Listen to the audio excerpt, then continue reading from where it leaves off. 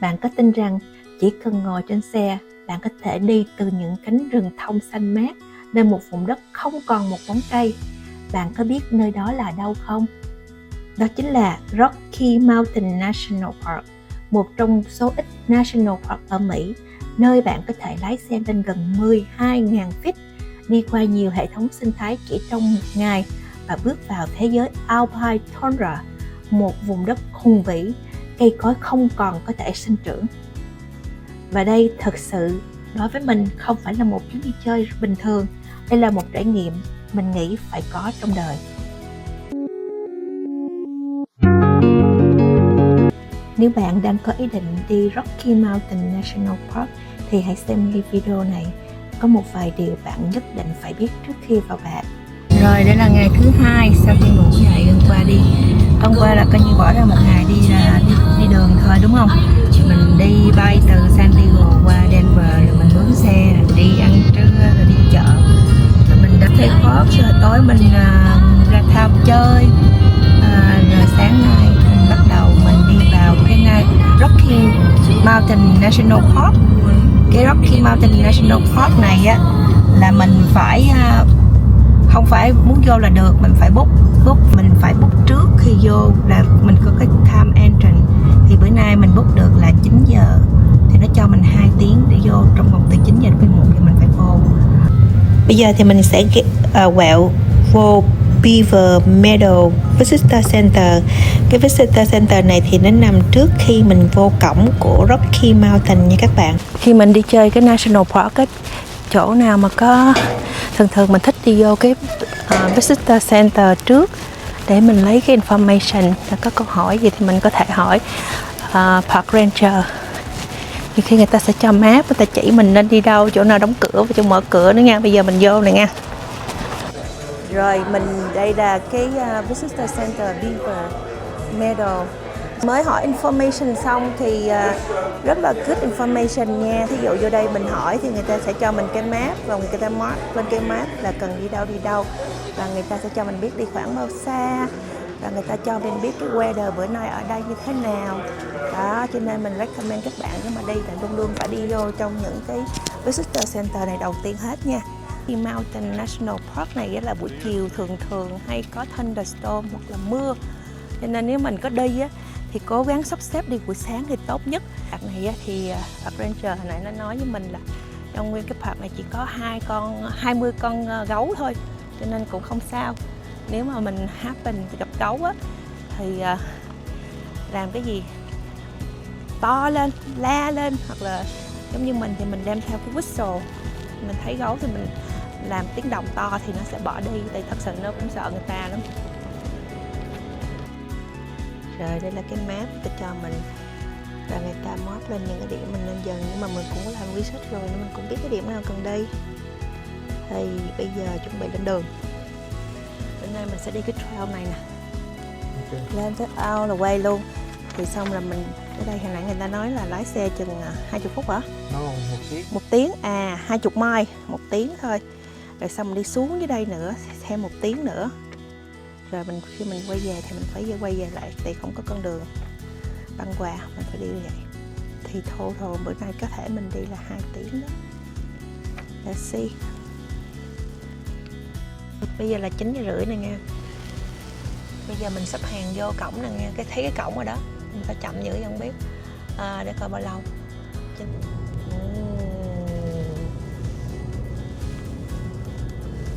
Đó, mình quay phim nè, mọi người không cần đi cũng thấy được hết được Rocky Mountain National Park. Đẹp, quá đẹp luôn, tuyệt vời.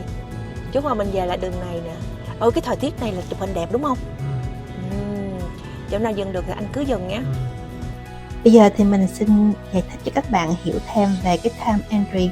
Rất là quan trọng, nếu mà các bạn không có time entry, các bạn sẽ không được vào cửa, mà người ta không bán vé ngay tại cửa cho mình. Biệt là nếu mà các bạn muốn đi con đường mình đang đi, rất có nghĩa là đi đến đường Trail Ridge Road, đi đến Alpine Visitor Center là con đường mà đẹp nhất ở đây á, và Bear Lake nữa, thì các bạn phải có time entry.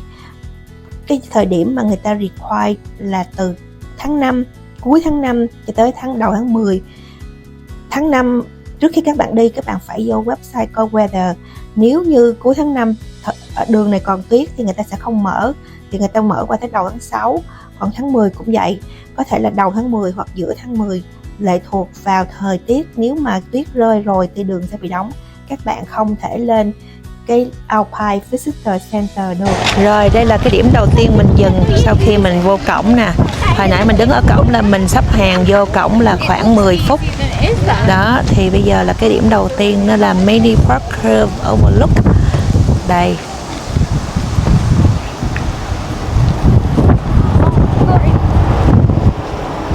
Mình đậu xe ở đây và mình đi ra đây chụp hình. Cái này thì không có cần phải hiking, chỉ là cái overlook thôi. Độ cao ở đây là khoảng 9.625 feet, tức có nghĩa là 2.934 mét trên mực nước biển. Mình càng đi thì cái độ cao sẽ tăng dần.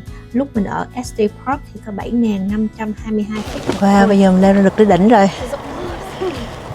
Beautiful.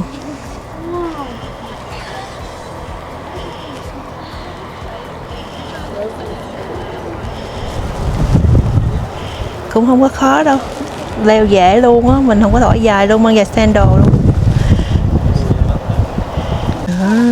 View từ trên đỉnh núi xuống.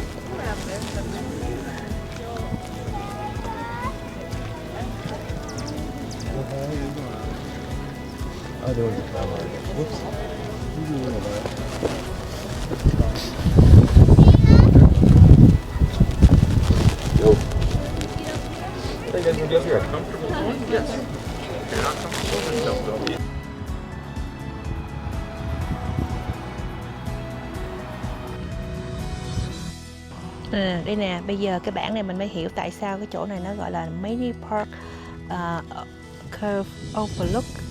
Tại vì ở đây là mình đứng đây mình sẽ thấy hết rất là nhiều cái park ở trong chỗ điểm này, là nó gồm có những cái park mình nhìn tổng quát được hết nhiều cái park ở đây, cho nên nó gọi là Mini Park Curve Overlook. Và cái chỗ đó là Upper Beaver Meadow, Marine Park, Tuxedo Park, Hollowell Park, thì là có 4 cái park ở đây. Rồi đây là Rainbow Curve Overlook, điểm thứ nhì mình sẽ dừng.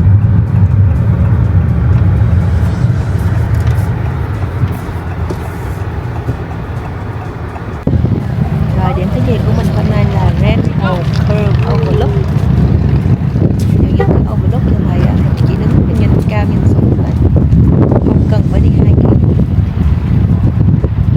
Mà mấy cái overlook như thế này thì là mình đến nhìn ra có những cái cảnh rất là đẹp, phải nên đến. Nếu mà chưa có đây thì nên đến mới từng nhìn cái cảnh đẹp như thế nào.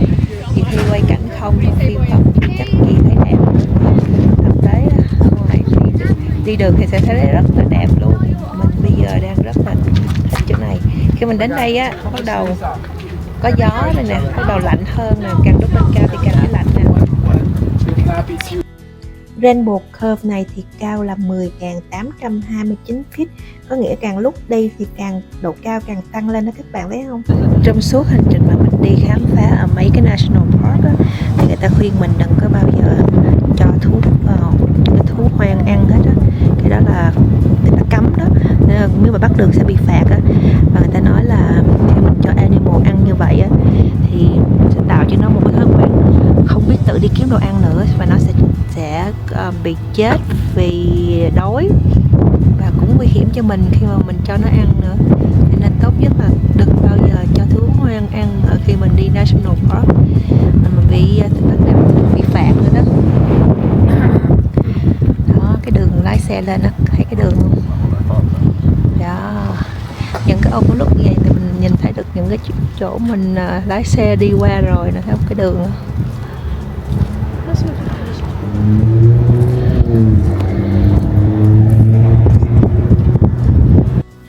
Mình muốn nhắc thêm với các bạn về cái time entry á. Khi mà các bạn mua đó thì thường cái vé nó sẽ release cho mình 1 tháng trước đó. Có nghĩa là thí dụ như các bạn đi 1 tháng 8 thì cái vé bạn có thể vào 1 tháng 7 để mua cái vé. Welcome to Alpine Tundra. Bạn có để ý là bên đường bây giờ cây rất là thấp, không còn thấy cây luôn mà chỉ thấy cỏ thấp thật thấp ở dưới đó. Có nghĩa mình đã bước vào Alpine Tundra. Hồi giờ thì mình cứ nghe nói là Bắc Cực, Nam Cực. Và đây là lần đầu tiên mình nghe về Alpine Tundra. Đây là những cái hệ sinh thái rất là khắc nghiệt nhưng mà không cùng một môi trường. Bạn có biết không, khi mà các bạn lái xe trên con đường Trail Ridge Road ở trong Rocky Mountain National Park thì bạn sẽ đi từ rừng thông lên một vùng Alpine Tundra. Bạn có cảm tưởng giống như bạn đang đi về phía Bắc Cực nhưng mà theo chiều cao thay vì theo vĩ độ. Rồi đây là Forest Canyon Overlook, 1716 feet.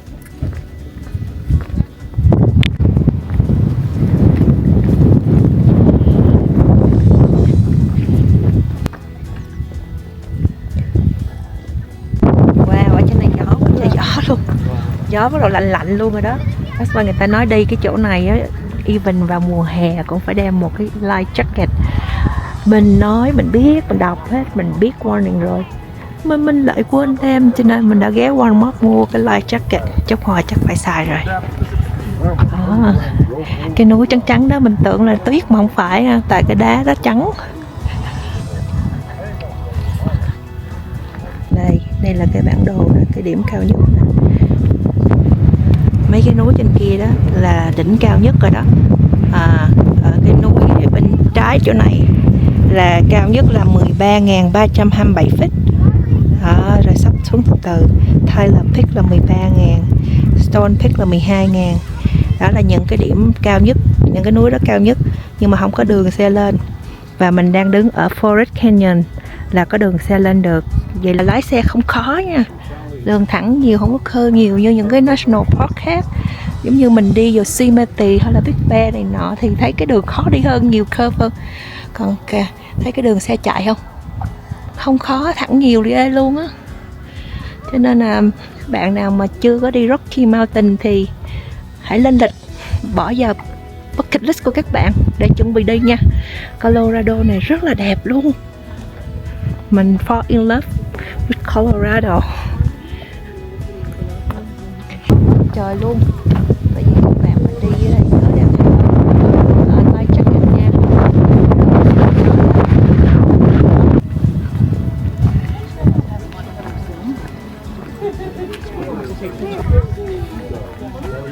Cái gì đây?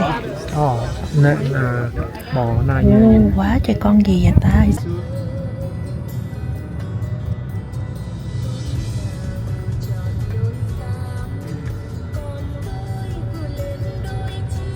Nó xẻ núi này, cắt thẳng cái núi luôn này đó. Rất cấp đó, rất cấp. Wow, rất thích. Wow, các cái núi luôn ghê thiệt á. Các núi làm đường ghê thiệt. Đó, kiếm chỗ vô đi anh. Vô. Đây là Rock Cut Overlook, là một cái điểm cao nhất mà mình có thể lái xe được trong Rocky Mountain National Park với độ cao là 12.110 feet luôn nha các bạn. Các bạn lưu ý ở đây người ta để cái bảng warning rất là nhiều. Người ta làm sẵn con đường trắng nhựa để cho mình đi bộ lên thì các bạn phải ở trên con đường đó thôi. Đừng bước ra ngoài để chụp hình, đừng đạp dẫm lên cỏ, bởi vì những cây cỏ ở đây rất là lâu mới mọc lên được chừng đó thôi. Có nhiều cái 10 năm, 20 năm mới mọc lên được. Bởi vì sự sống trên đất này rất là khó nha các bạn. Một cây nhỏ có thể phải mất nhiều năm, thậm chí hàng chục năm để phát triển. Đặc biệt là cây thường mọc thấp sát mặt đất để tránh gió và giữ nhiệt. Alpine Tundra là có nghĩa là những cái vùng đất mà ở trên độ cao rất là lớn trên núi, nơi mà nhiệt độ thấp, gió mạnh và mùa sinh trưởng cực ngắn khiến cho cây không thể mọc thành rừng được. Và bây giờ thì mình sẽ quẹo vô là Lava Cliff Overlook nha các bạn. Lava Cliff Overlook là cao khoảng 12.080 feet. Và cái điểm mà cao nhất trong cái con đường mà mình có thể lái xe được ở trong Rocky Mountain là 12.183 feet nha các bạn. Bạn có biết vì sao cây ở Alpine Tundra lớn chậm không? Vì khi mình lên trên độ cao á, nhiệt độ giảm, gió mạnh hơn, đất mỏng và mùa sinh trưởng cực ngắn luôn. Ở Rocky Mountain National Park này á, mùa hè trên Alpine Tundra thì chỉ kéo dài vài tuần mà thôi.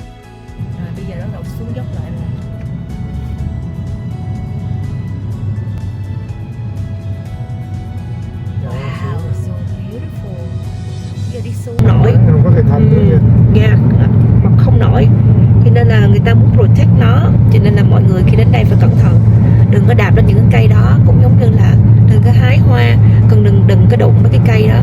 Người ta bảo vệ cái hệ thống cái này dữ lắm luôn. Trời, nó đi 2 km. Đây là Alpine Visitor Center, mình sẽ dừng ở đây để ăn trưa nhé. Wow, người ta giống đi lên núi hành hương vậy. Quá trời đông luôn. Rồi vô đây, chắc là kiếm chỗ đỗ xe hơi bị khó nha. Đông cỡ bắp kinh lắm. Vô này nè, sorry. Đừng để con confusing. Đây là Alpine Visitor Center, và những cái thông điệp mà người ta để đây để dặn dò các bạn trên cái bảng này mình tóm lược như sau nha. Một trong những điều mình thấy quan trọng trên cái list của cái này thì đó là làm thế nào để mình giữ sức khỏe khi ở độ cao nha. Khi mà các bạn ở cái độ cao này thì bạn cần phải uống thật là nhiều nước, ăn các món ăn hoặc đồ ăn nhẹ giàu tinh bột, chuẩn bị cho thời tiết thay đổi, thoa kem chống nắng, mang quần áo phù hợp cho cả trời nóng, lạnh, gió và tuyết, đi chậm, tránh vận động quá sức. Cái này là nói về cái weather ở đây nè, Alpine weather này nè, là tại vì nó ở trên cao á, cho nên là nó thay đổi, thời tiết thay đổi rất là thường xuyên, cho nên là ở trên này á, cái pressure của nó ít hơn, cho nên nó bị dense, cho nên lên đây mình bị khó thở hơn, less oxygen, làm cho mình khó thở hơn, mà mình cũng thấy được điều đó bởi vì nó là thin air và nó mát hơn, nó colder, nó mát hơn, nó ít nóng hơn. Và đây là những cái safety để mình đi trên đây nè nha. Đây là high altitude safety tip nè. Người ta nói là mình ở đây tại này nó khí hậu nó khô, cho nên mình phải uống thiệt là nhiều nước nè.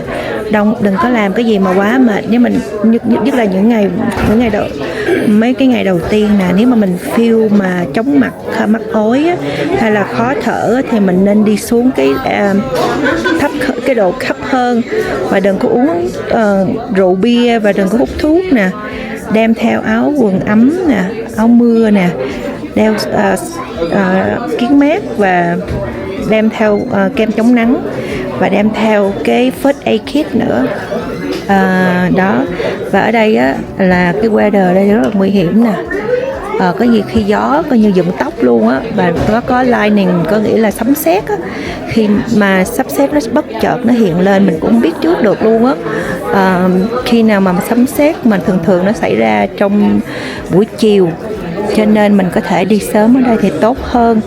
Buổi chiều nếu mà mình đi mà gặp thunderstorm, đó là sấm sét á, mà cao hơn cái cây á, thì mình tránh những cái điểm cao, những cái overlook cao, hoặc là cái nước, hoặc là stream hoặc lake là nước đó. Ở trong building hoặc là ở trong xe là cái nơi mà an toàn nhất trong lúc mà có lightning storm.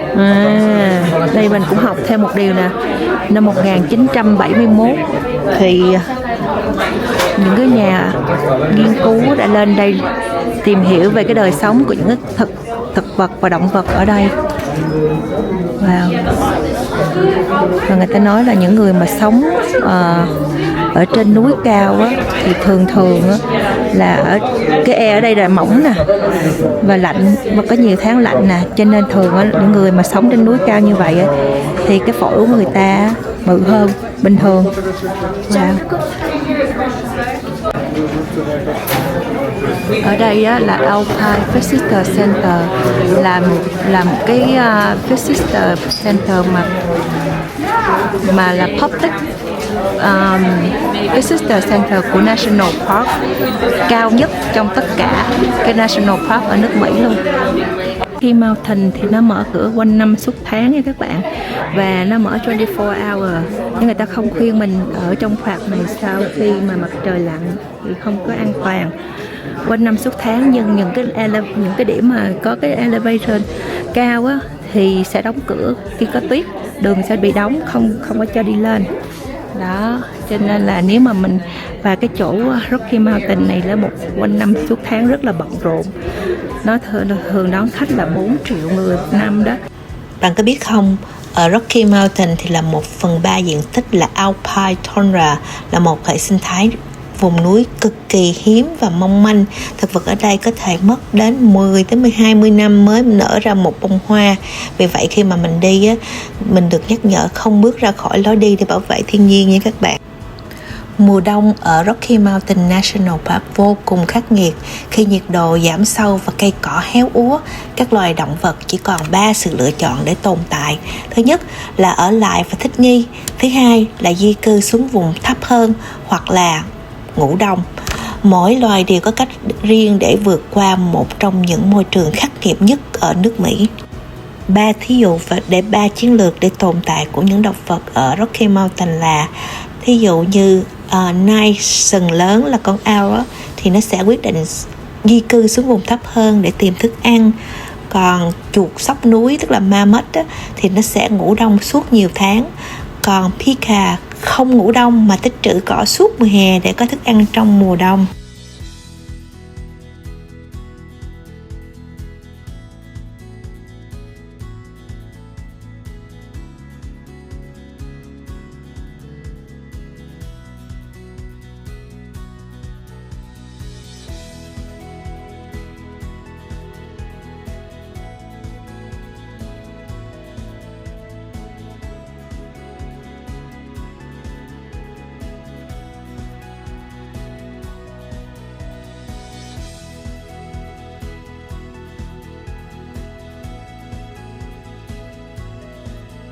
Thời tiết extreme quá mà.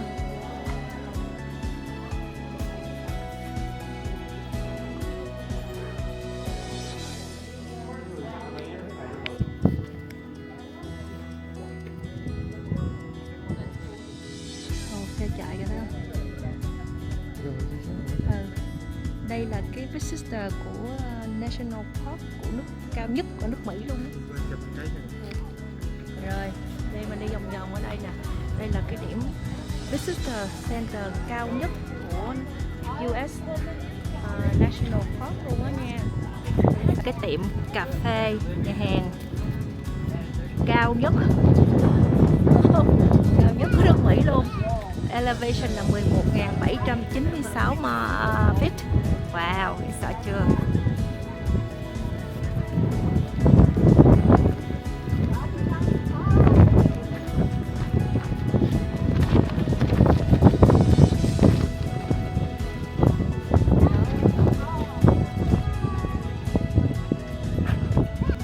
Ở đây mở cửa từ 9 giờ rưỡi sáng đến 5 giờ chiều nha.